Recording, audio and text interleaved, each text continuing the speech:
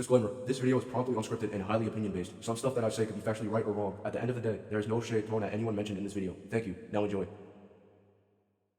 Just, if you don't want to see the movie, then don't go see it. If you want to see it, then good on you. Me personally, I'm going to see the movie, and I'm going to have a good time there.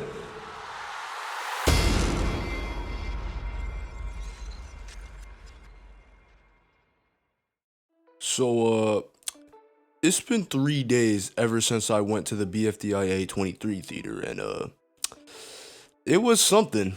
It really was something.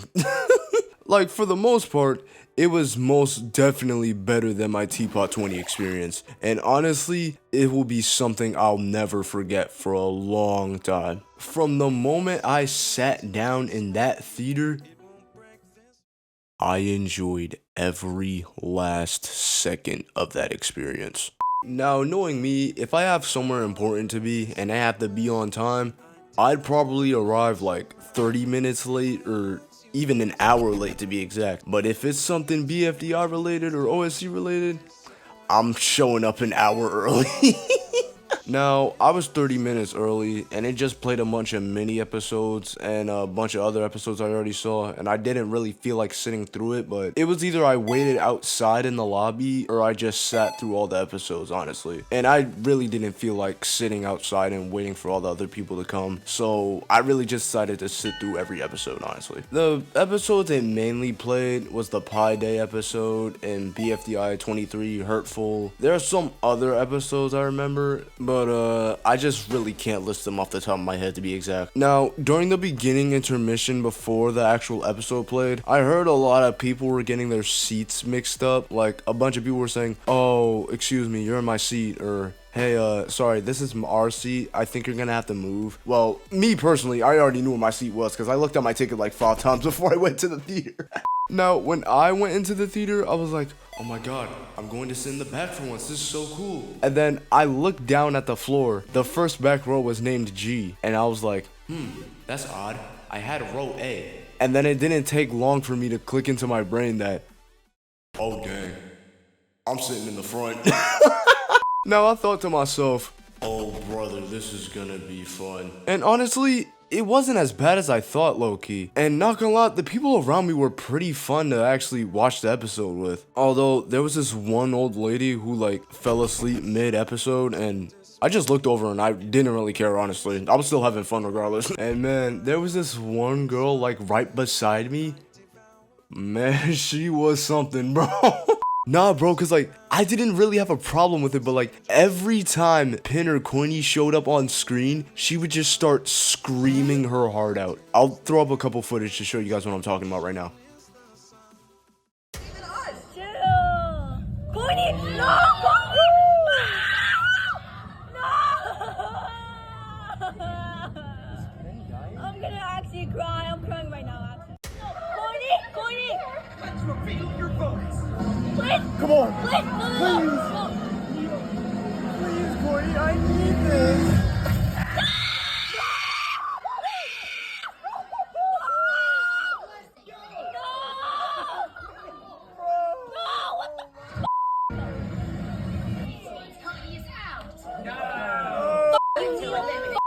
Wait!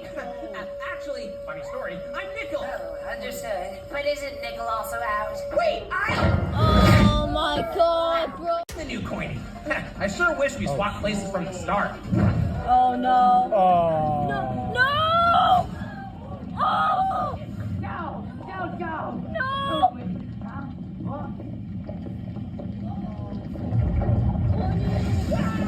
Yes!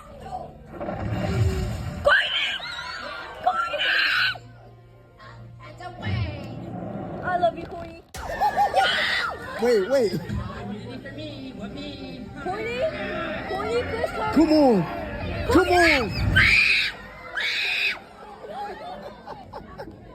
Oh, she's done. Please. Oh, she's done. Oh, she's done. No!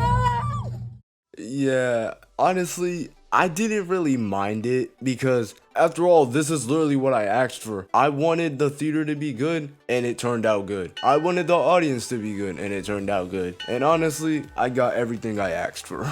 Now, her obsession with Pin was something else because, like, I looked to the right of me, and her whole phone wallpaper was just Pin. She had a Pin plush and everything, man. It was just funny. Like, heck, I'll throw this okay. Throw this in there right now. She was literally wearing red on top of that too. Oh yeah, and don't even get me started on when Book won the challenge. My whole theater was going crazy. Like heck, even I went crazy because I didn't expect Book to get back up on her feet, legitimately. Like, I'll throw in some footage right now. Oh, Who is that? Leafy? No. Ooh. Please, Book, I need this. Wait, no, Corny. Corny's out there.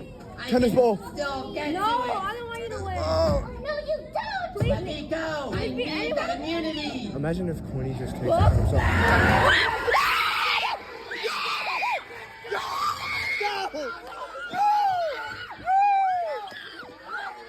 Let's go! I got pissed in the middle. Trust me when I say this. I meant what I said at the beginning of this video. I did not regret any last moments I had in that theater. I mean, sure, that Pin girl screaming in my ear was constantly like loud, but it was funny at the same time, honestly. Although near the end of the theater, when I was walking out, I was just flabbergasted on what really happened in that theater, and it was the best moment of my life. Alright, I think I've talked about my theater experience enough, but now I think it's time to actually talk about the episode and how I felt about it. Now, overall, the episode was good. I loved it. No parts were dragged out for too long. No parts were too boring. Nothing got off topic. It was pretty good. It was pretty solid. I loved every second of it. Okay, that's kind of a stretch, but like, one thing I didn't like about this episode is like how the whole Leafy thing was kind of dragged on for like the majority of the episode. Well, I wouldn't say majority of it, like a small portion of it, and like, this whole Leafy thing is just like been dragged on for too long, to sum it up, honestly. Because most people who already watched BFB before BFDIA was continued supposedly knows that Fiery wanted to recover Leafy all this time, but it just has to be a secret because like Fiery said, because if people know that Leafy's still Fiery's friend, then they'll hate Fiery too. I mean, it's literally in BFDIA 13 as well, like in the ending scene where Fiery recovers Leafy and then Fiery just runs off knowing that Leafy doesn't know who recovered her. But like, at the end of the day, this whole era has just been dragged on for way too long. I feel like it should just be put in the sand at this point. But anyways, yeah, sorry about the whole rant about that era thing. Now, I just think it's time to cover something that I actually loved about this episode more, which is mainly the animation as well. And to me, it's actually crazy because you can see the improvement of the animation from the beginning of the episode to the end of the episode, which is just actually incredible to me, honestly. And it's actually crazy because like, I have multiple favorite parts of the episode that I could just go on and on about, honestly. And it's crazy because like, I really don't have anything to say about this episode. It's actually good. It's actually pretty balanced in my opinion. Now for previous episodes like BFDIA 10, I would just like usually skim through half the episode because like, I would say like most of episode 10 was practically just filler and I didn't really like it, honestly. Now I'm not saying they didn't work hard on the episode. It's just nothing really piqued my fancy in that episode particularly. Like when the elimination happened, I didn't really have anything against it. Although I was a little bit upset when Gelatin got eliminated, but it was gonna happen regardless. Now for like the challenge, I didn't really feel like nothing important happened. I know it felt like one of the previous BFDIA episodes, like BFDIA 2 and BFDIA 3, like where nothing happened, but still, it just felt boring to me in person. But yeah, BFDIA 23, it was a pretty good episode. I loved it. I really did. And I feel like Jack and Jellify cooked with this episode, no lie. Now, I do want to get into the elimination, honestly, which is between Needle and Tennis Ball. And, this is gonna be a fun one to talk about. Now, I know what you guys are probably saying, Tennis Ball doesn't deserve to win. Needle deserves to get into the final two with Book. Tennis Ball doesn't really do anything but, talks about golfy all the time. Now, I can agree with that. Tennis Ball's obsession with golf ball is kind of crazy, but Needle's character development throughout BFDIA is kind of leaning left and right for me. Now, hear me out. I'm not trying to say that Tennis Ball's character art is better than Needle's in any sort of way possible, but it's like Needle's whole character arc this whole season is just all over the place, honestly. Because like one episode she's on Free Smart, one episode she's on a team with Fries, and then one episode she's on a team with both?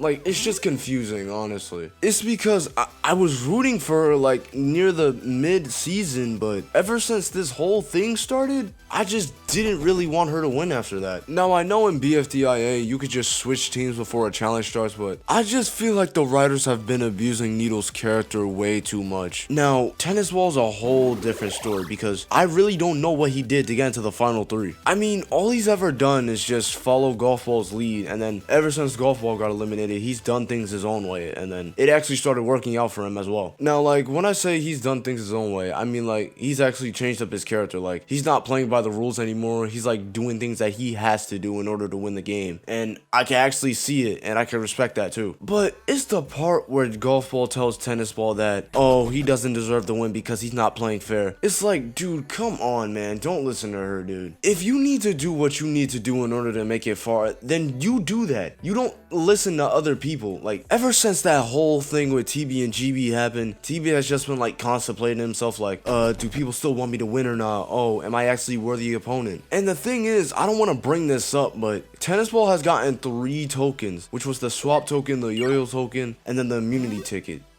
I said ticket, oh my god. And then you got the immunity token. And the thing is, if TB actually plays that before the elimination starts, then he might actually save himself a spot in the final 2. But if he doesn't, then it's Needle's game right there. I'm sorry, dude. Now, it comes down to this one question. Who do I think is gonna get eliminated? But, I'm gonna be real. I'm a TB fan, like, this season, but Tennis Ball, you have no luck surviving this elimination. I'm sorry, dude. The amount of Tennis Ball hate I've been seeing throughout this whole episode aftermath is just insane to me. And low-key, looking at the viewer ratio between the BFDIA voting videos, it's most likely common sense that Needle's most likely getting the prize. But overall, that's just my personal theory, and I can't control what these voters do, man. If you want to vote for Needle to be safe, then that's good. If you want to vote for Tennis Ball to be eliminated, that's good. But if you want to do it the other way around, you do that too. I'm not gonna control your vote. Me, personally, I'm a man of my word, and I'm gonna vote Tennis Ball to win the prize, man. Now, I never really talked about Book this episode, so I'm just gonna do a little brief summary. I'm just actually glad she won an independent challenge for once, man. After everything she's went through this whole season, I'm just glad she actually got a win under her belt, man. Like, dude, she got impaled with a fucking drill, for crying out loud, man. And it's crazy because when Queenie was literally diving towards Book, you could see the trauma in her eyes, man. Overall, in the end, she deserved this win, man. Completely 100% transparent with you. But, yeah, it's like 1:20 a.m. as I'm recording this, man. And, overall, this episode was a 10 out of 10, man. But, even though this episode was great, I'm actually excited for what next episode holds for us in store, man. Let's just hope it's not another theatrical release, man. But all jokes aside, man, this episode was a killer episode.